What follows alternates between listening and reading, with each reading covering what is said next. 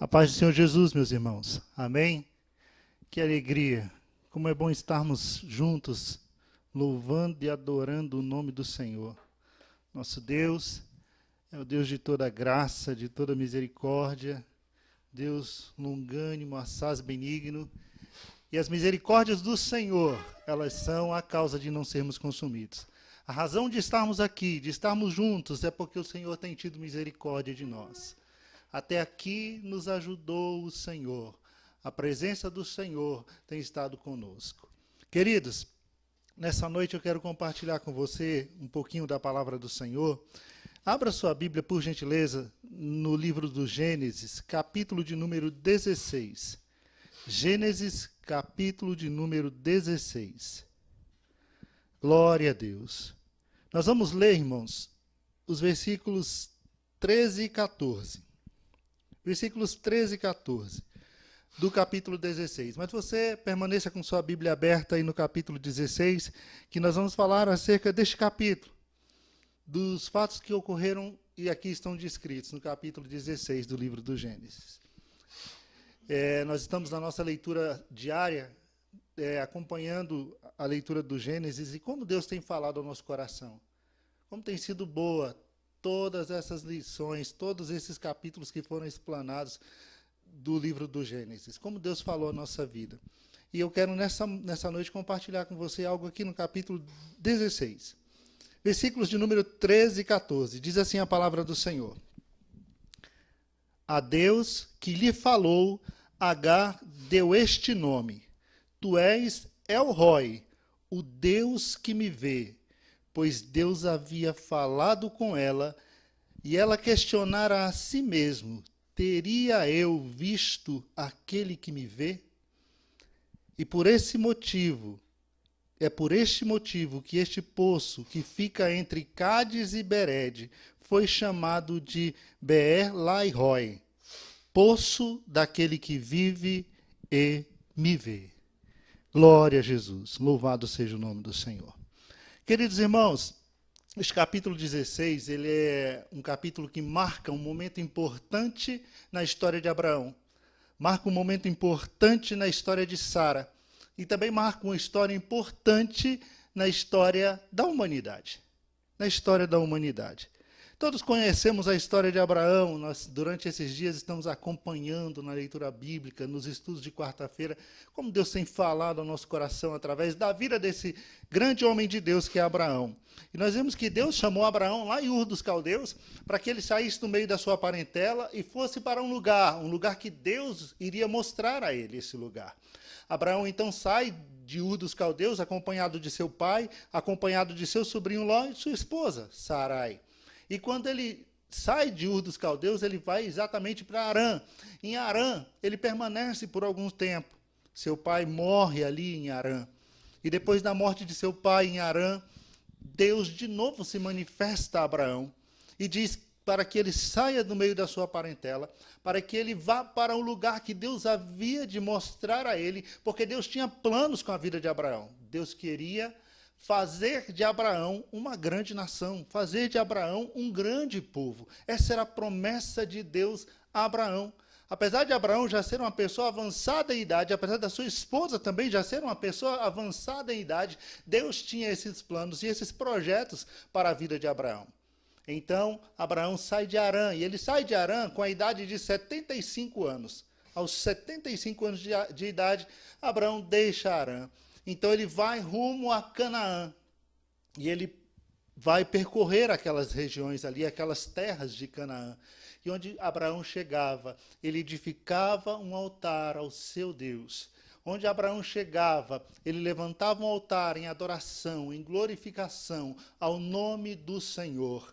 Abraão era um homem que tinha um compromisso com Deus, porque Deus tinha firmado esse compromisso com ele. Deus disse, olha, eu vou te abençoar, eu vou fazer de você uma grande nação. Vou abençoar aqueles que te abençoarem. Deus tinha um compromisso com Abraão, e Abraão, onde ele chegava, ele edificava um altar e ele fazia o seu culto, prestava a sua adoração. O que me chamou a atenção essa semana, o pastor Gideon Júnior, falando sobre Abraão, ele disse, Abraão era um evangelista. onde ele chegava, ele levantava um altar e o nome do Senhor era glorificado, e aquelas pessoas ali ao redor viam o testemunho que Abraão dava acerca do seu Deus. Via que Abraão, diferente deles, não adorava vários deuses, Abraão adorava somente a um Deus e prestava culto somente a este Deus. Isso com certeza chamava a atenção das pessoas que estavam por perto de Abraão. E nessa peregrinação de Abraão pelas terras de Canaã, houve um momento que houve uma fome muito grande sobre a terra. E Abraão então desce para o Egito para tentar escapar desse problema que era a fome. E nós conhecemos a história que no Egito, Abraão, ele ali passa os pés pelas mãos, ele com medo do que os egípcios pudessem fazer com ele, por causa de Sara, sua esposa, que era uma mulher muito linda, muito bela, apesar da sua idade, ele pede para que Sara minta, que não é sua esposa, que é só sua irmã. E quando isso acontece, Faraó, ele fica sabendo da presença de Sara ali, da beleza de Sara, e ele toma Sara para ser uma de suas mulheres ali no Egito. E acontece que Deus não estava nem um pouquinho satisfeito com esse acordo, com esse arranjo de Abraão. Então o que Deus faz? Deus envia pragas sobre o Egito. Pragas sobre o Egito. A gente pensa que Deus só enviou praga no Egito, né? Lá no Êxodo, né? Aqui no Gênesis também Deus enviou praga no Egito. Deus enviou praga sobre o Egito, sobre Faraó. E Faraó percebeu o que estava errado, chamou Abraão e disse: por que você fez isso? Por que você não me disse que era sua esposa e não sua irmã? E ele ali despede Abraão. Mas Abraão sai do Egito, ele não sai de mãos vazias. Abraão, por causa de Sara, Faraó deu a Abraão muitas riquezas, deu a ele muitos servos, muitas servas, deu a ele muitos animais, e ele saiu dali mais rico do que ele já era. Em Harã ele tinha construído um patrimônio ainda muito maior do que ele tinha em Ur dos Caldeus. E agora no Egito ele também é abençoado, e ele sai dali riquíssimo, cheio de servos e servas. E no meio de todos esses servos e servas, vem uma serva chamada Agar. Uma serva chamada Agar. Agar, pelo decorrer da história, nós vamos perceber que ela passa a ser uma serva de companhia, uma dama de companhia de Sara. Ela passa a trabalhar diretamente com sua senhora, com Sara. Ela é a serva de Sara, uma serva pessoal de Sara. É o que dá a entender pelo contexto histórico dos fatos narrados aqui. Então, quando Abraão sai ali do Egito, ele volta à sua peregrinação e leva também tudo aquilo que ele ganhou ali no Egito, inclusive os servos e servas, e Agar provavelmente tenha partido junto com Abraão ali do Egito. Nesse capítulo 16, chega um momento em que a espera pelo cumprimento da promessa de Deus, começa a fazer com que Abraão e Sara fiquem exaustos, fiquem cansados. Porque esperar, irmãos, não é muito do nosso feitio. Nós somos muito imediatistas, nós queremos as coisas para ontem, não é assim? Nós queremos tudo para ontem, nós queremos que as coisas se resolvam de modo muito rápido, muito acelerado. Nós vivemos em um mundo acelerado. E naquela época também não era diferente, havia uma ansiedade, uma inquietação no coração de Abraão, no coração de Sara, para que isso se resolvesse. Deus havia feito uma promessa de que daria filho a Abraão, e de que faria de Abraão uma grande nação, e 10 anos já tinham se passado. 10 anos já haviam se passado, e até agora nada da promessa de Deus. Então Sara resolveu dar um jeitinho. E aí que está o problema, irmãos. Quando nós tentamos dar um jeitinho para tentar ajudar Deus, né? Tentar fazer com que as coisas aconteçam mais rápido. Porque esperar não é muito nosso, né? A gente não gosta muito de esperar. Então Sara resolveu pegar um atalho. E ela disse: olha, Abraão, tem aqui minha serva. E de acordo com a lei, é permitido que quando eu sou sua esposa, não te dou filhos, você possa ter uma das minhas servas e ter filhos com ela. E os filhos que você tiver com ela serão meus filhos. Deu a ideia para Abraão, a lei permitia. Abraão olhou a ideia e falou: Deus, até aquele momento, não havia dito que os filhos seriam de Abraão e Sara. Ele disse que daria a Abraão um filho. E talvez Sara tenha se apegado um pouco nisso aí. E ela olha e diz: olha, está aí minha serva Agar, eu dou a você minha serva para que você tenha filhos com ela. Ela tentou ajudar Deus, tentou dar uma forcinha para Deus. E aí é que a coisa complica para a nossa vida, irmãos. O nosso papel é de esperar firme nas promessas do Senhor.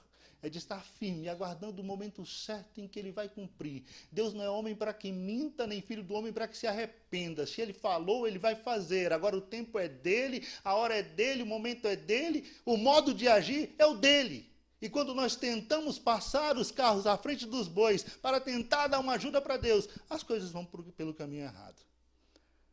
E Abraão comprou a ideia, então Abraão se deitou com a serva de Sara, com Agar, a serva egípcia de Sara, e ela concebeu. Ela concebeu. Até aí parecia que estava tudo bem, né? O que eles fizeram não estava exatamente de acordo com a lei da época, não era algo reprovado legalmente na sua época. Mas nem tudo aquilo que a lei aprova é a vontade de Deus. Nem tudo aquilo que a lei permite, nem tudo aquilo que é legalmente correto aos olhos dos homens, é correto aos olhos de Deus. Estava tudo certo, porque aparentemente a Agar tinha engravidado, e ela de fato engravidou. Então, aparentemente estava tudo certo. Talvez seja esse o caminho que Deus tenha mesmo escolhido para resolver o problema. Mas só que as coisas começaram a desandar na casa de Sara. Agar, quando percebeu que estava grávida, ela passou a se sentir senhora. Ela achou que agora não era mais escrava. Ela começa, então, a humilhar Sara. Ela começa a desdenhar da sua senhora. Ela começa a olhar para a sua senhora e talvez, aqui o texto não diz o que ela fazia, mas talvez, como Penina, ela olhava para Sara e dizia, olha, eu dei um filho ao meu senhor, então eu sou melhor do que você, eu posso mais do que você. E isso irritava Sara de uma forma terrível. Sara começou a se sentir incomodada com essa situação, começou a se sentir incomodada com tudo isso, com essa arrogância, com essa petulância da sua serva, que agora já não mais se sentia serva. Um problema surgiu dentro da casa de Abraão, uma confusão dentro do lar de Abraão. Tudo isso porque não souberam esperar o momento certo de Deus agir nas suas vidas.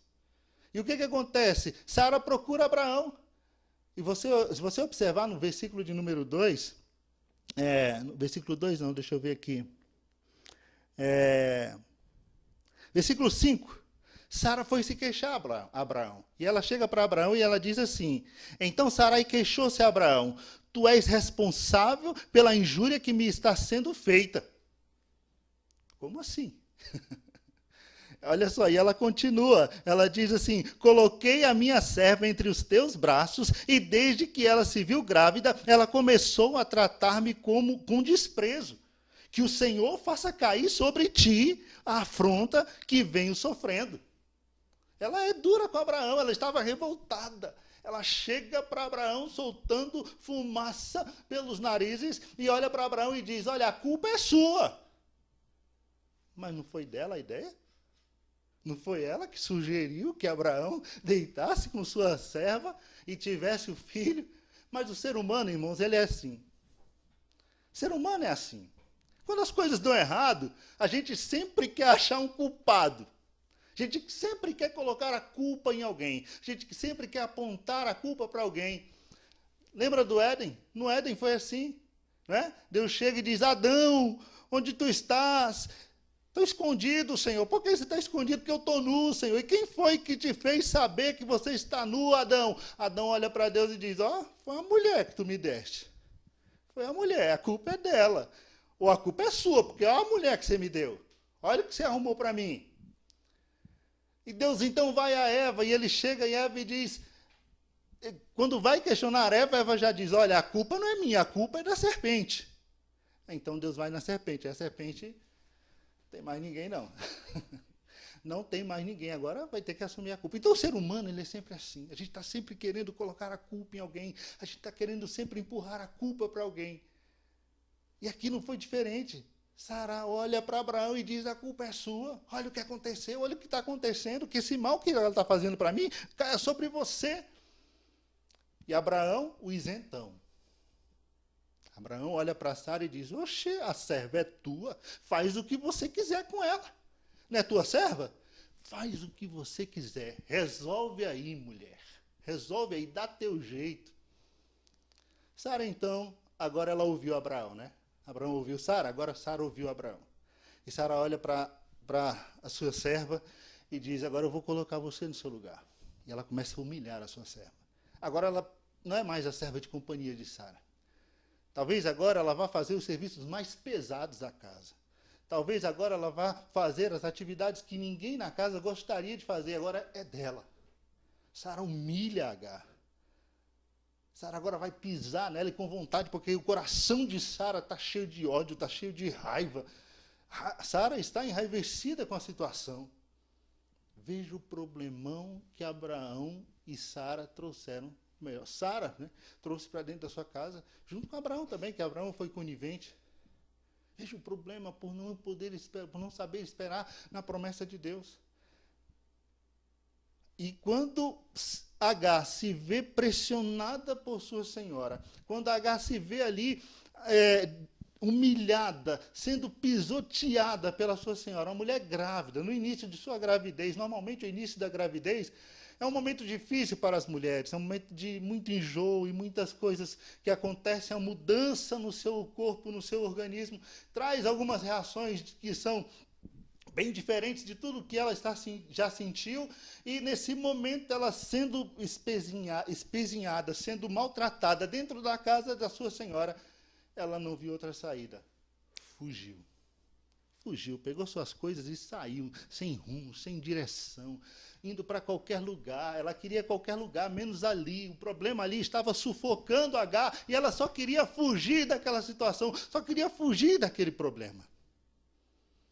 Vejam, senhores, irmãos, trouxe um problema para a casa de Abraão. Sara, ela joga culpa em Abraão.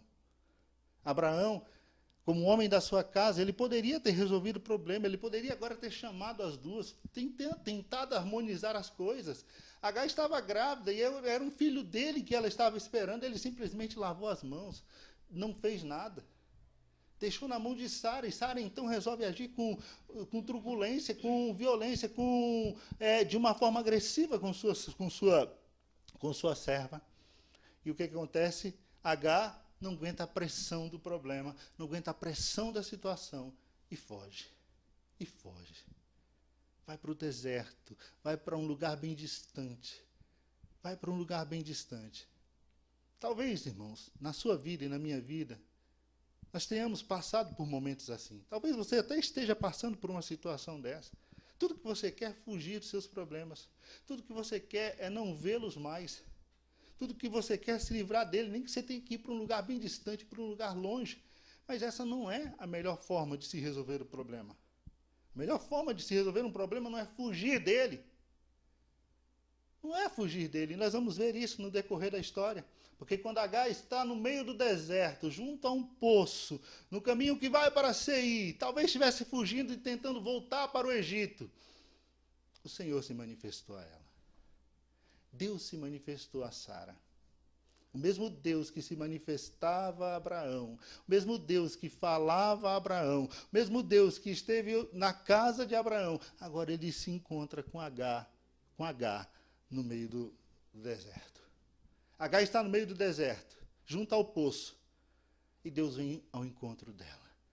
O Senhor a encontrou naquele lugar. Glória a Deus. E quando o Senhor se encontra com ela, ele diz, Agar, serva de Sarai. Agar, serva de Sarai. Veja que Deus aqui, ele não olha para ela e diz, mulher de Abraão. Mulher de Abraão. A Bíblia se refere às concubinas de Jacó como mulheres de Jacó. Não é? Como mulheres de Jacó. Mas aqui Deus olha e diz, serva de Sarai. Talvez seja o indício de que Deus não tenha aprovado o que eles fizeram. Seja indício da reprovação de Deus para o que eles fizeram. E Deus olha para ela e diz, de onde você vem? Para onde você vai? Ela diz, eu estou fugindo da minha senhora. Eu estou fugindo da casa da minha senhora. É como se ela dissesse, eu não aguentei a pressão, eu estou angustiada, eu estou aflita, eu estou desesperada, eu estou fugindo. E de fato ela estava assim. fugindo, desesperada, não tinha mais para onde ir, não tinha a quem recorrer diante do problema, diante da situação, então ela resolveu fugir.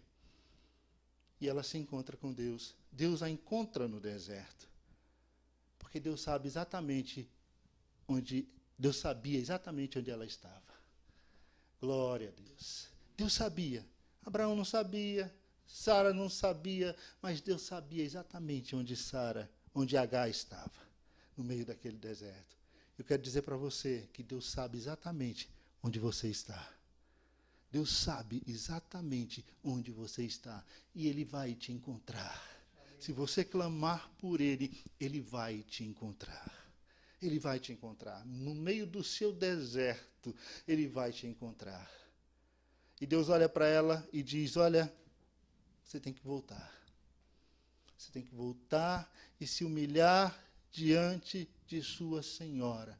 Volta e humilha-te debaixo da tua senhora. Porque Agar estava fugindo, irmãos, das consequências dos seus próprios erros. O problema de Agar, ela mesma criou.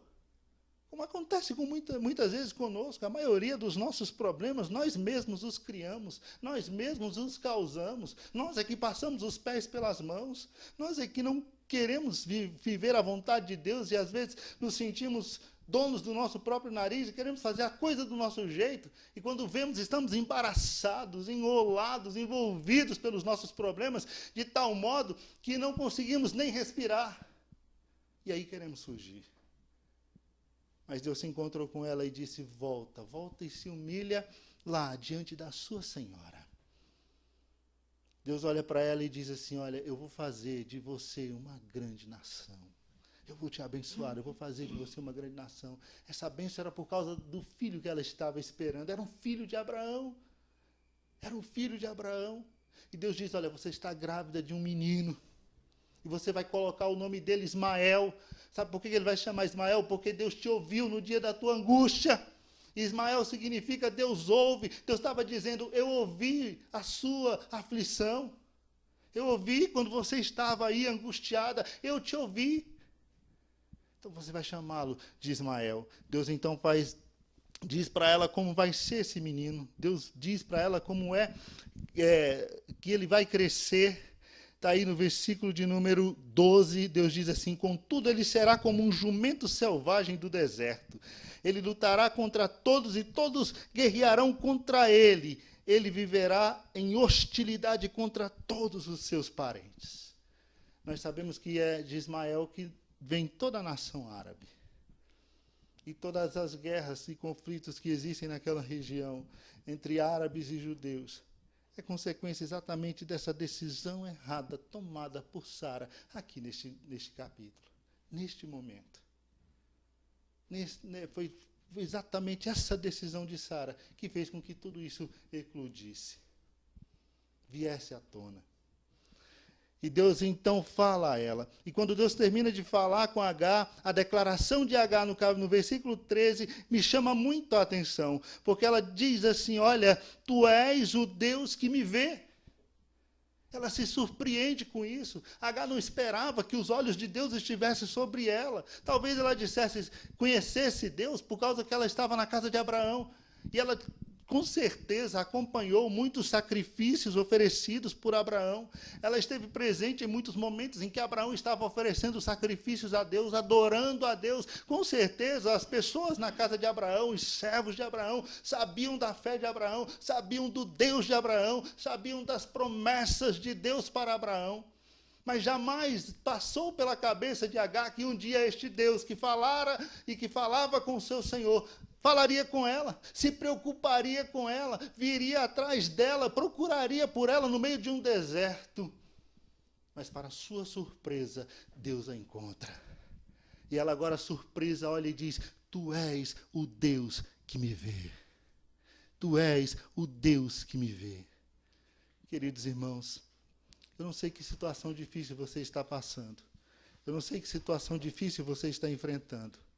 Mas eu quero dizer que existe um Deus lá no céu que está vendo sua vida, que está te contemplando, que está com os olhos dele voltados para você, está com seus olhos voltados para a sua vida, para a sua casa, está vendo a sua aflição, está vendo o problema no qual você está envolvido. Por mais que as circunstâncias digam o contrário, Deus está te vendo. Por mais que você olhe e diga, como assim, pastor? Está tudo dando errado, o mundo está caindo sobre a minha cabeça. Onde está Deus que não está aqui, que está vendo e não faz nada? Deus está vendo. Você se lembra de Abacuque? Abacuque viveu um momento difícil em Israel. E chegou um momento que ele vai questionar Deus. E ele chega para Deus e diz, olha Deus, tanta violência, onde tu estás? As pessoas estão vivendo num mundo de violência, a violência está tomando conta do coração dos homens, das pessoas, as pessoas estão vivendo num mundo de injustiça, o ímpio está governando, o ímpio está no poder, o justo está sendo massacrado, a lei não é mais obedecida, a justiça agora é frouxa. Onde tu estás?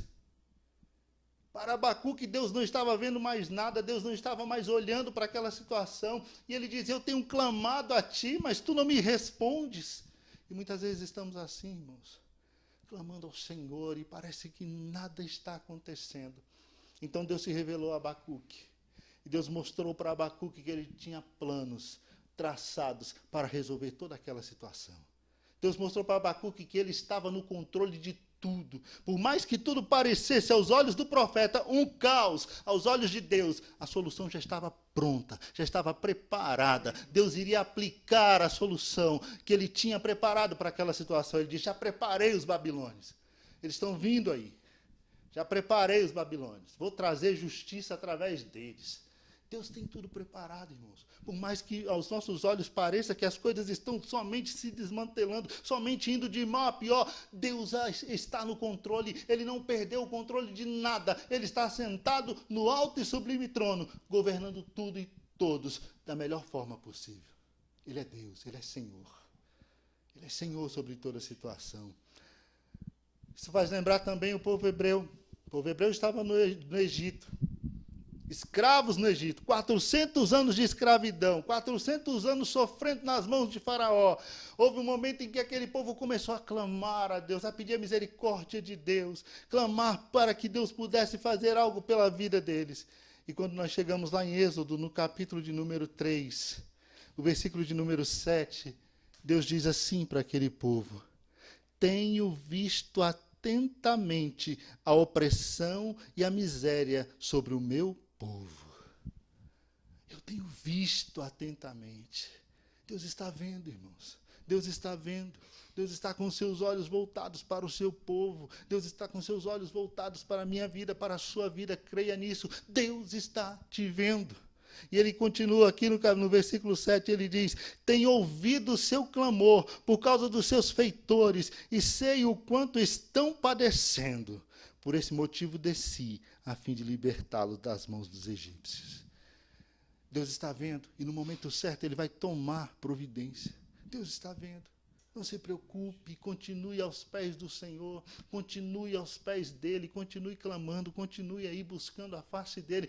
No momento certo ele vai se levantar. Não foi isso que Jó disse? Ele disse, eu sei que o meu Redentor vive e que ele há de se levantar. No momento certo ele se levantará, na hora dele. Todas as coisas cooperam para o bem daqueles que amam ao Senhor.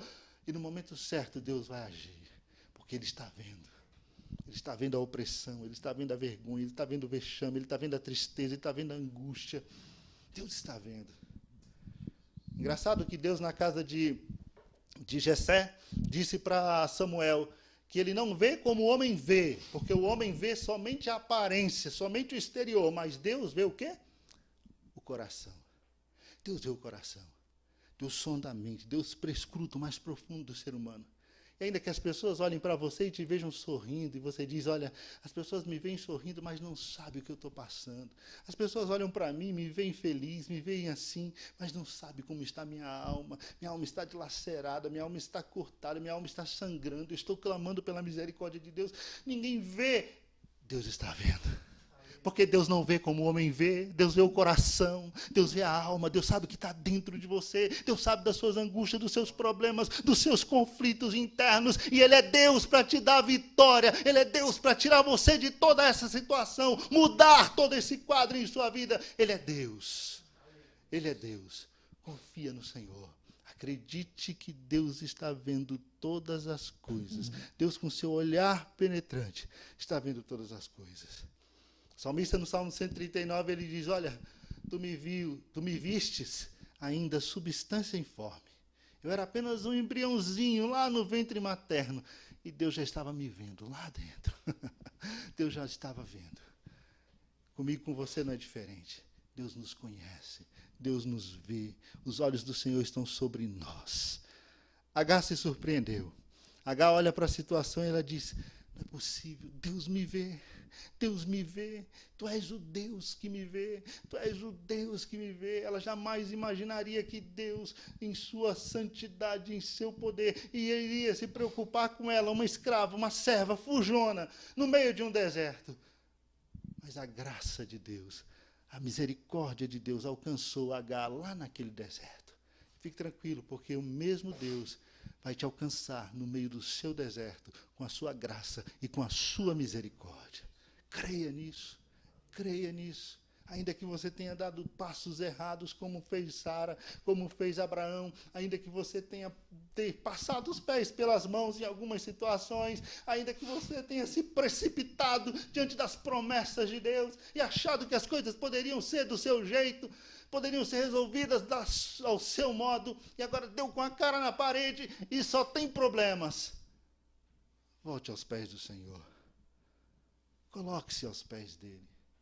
Busque pela misericórdia dele, pela graça dele. Tem graça para você. Tem misericórdia de Deus para a sua vida. Deus me trouxe aqui essa noite para te dizer isso. Ele é o Deus que te vê.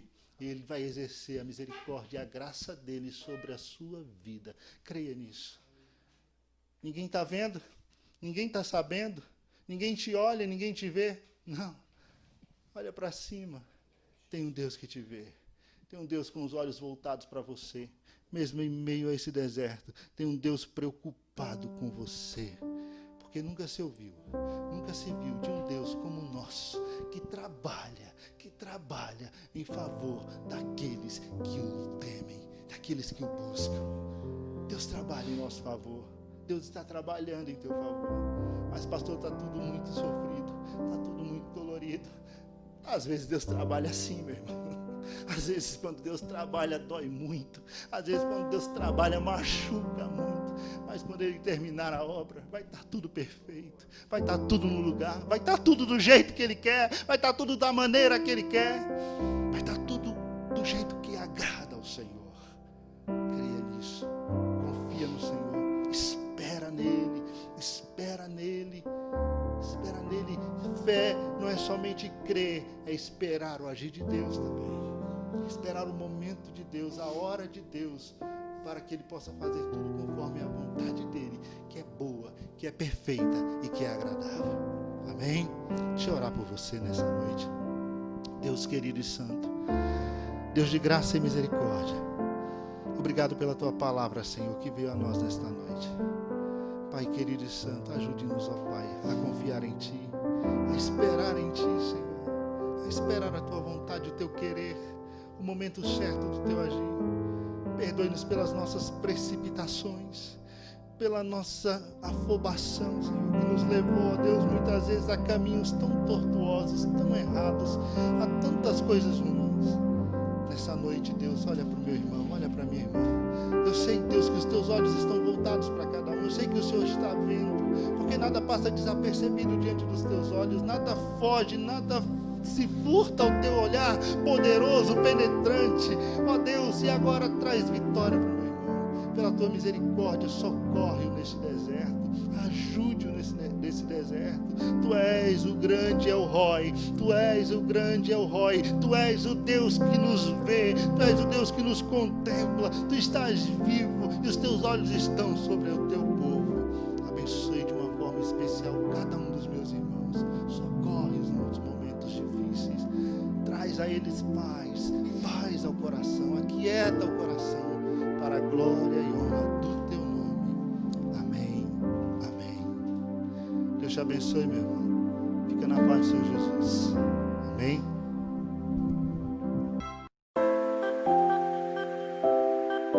Você já conhece o nosso canal do YouTube?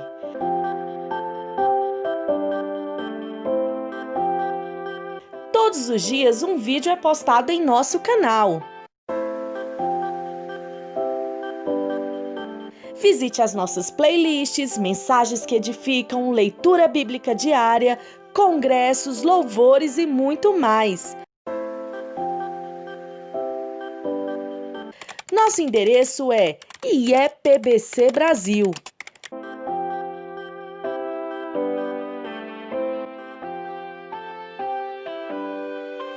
Ah, e não se esqueça de se inscrever, deixar o seu like, ativar o sininho, pois dessa forma, cada vez que postarmos um vídeo, você será avisado. E também fique à vontade para deixar o seu comentário. Igreja Evangélica Pentecostal do Brasil para Cristo. Compromisso com Deus e Sua Palavra.